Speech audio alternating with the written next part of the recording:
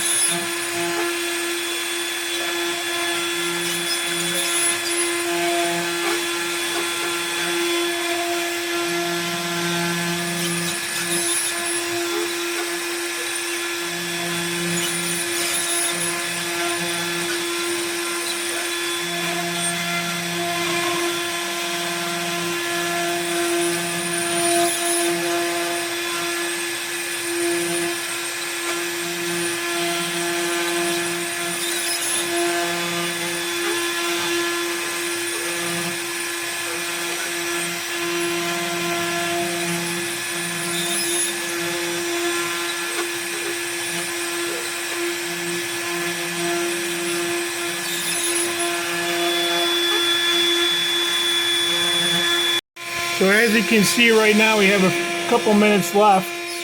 You'll notice that green bar in the top right corner is indicating how much time's left in regards to the carve.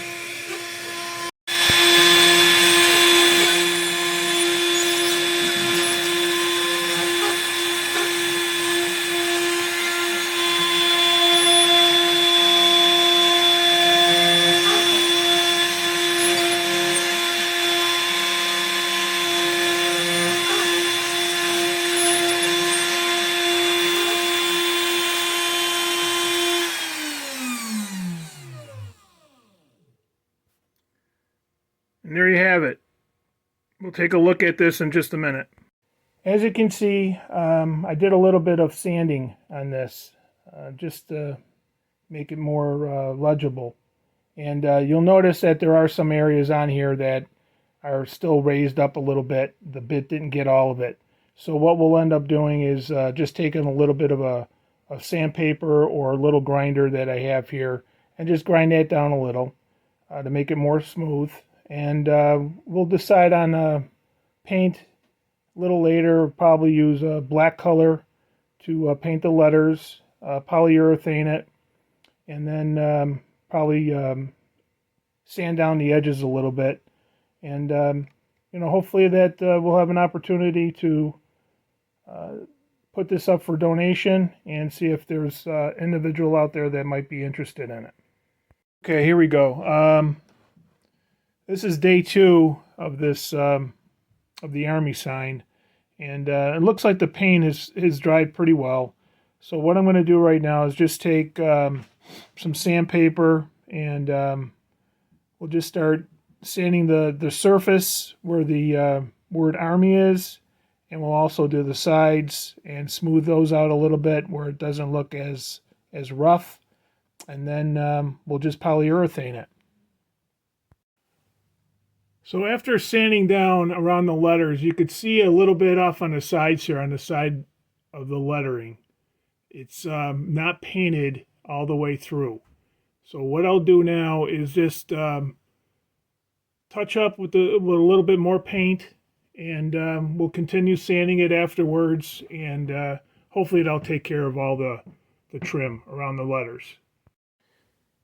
So as you can see, I did a little bit of touch-up work with the lettering, painted more of the edges, and then I sanded down the sides a little bit better, especially on the corners. And you can see those are more rounded off at the edges. Make it look, I personally think it just makes it look a little bit more finished. So we're going to let this sit for a little bit, probably till overnight, and then we'll get back to it again and sand down all the paint that dried over the letters, around the letters I should say, and then we'll see what that looks like, and then polyurethane. Hey guys, this is Dan again. Just finishing up the Army sign. We'll be doing some polyurethaning, and once I'm done, I'll show you how it came out. Here I completed the first coat. We'll let this dry and we'll put another one on, and this will be good to go.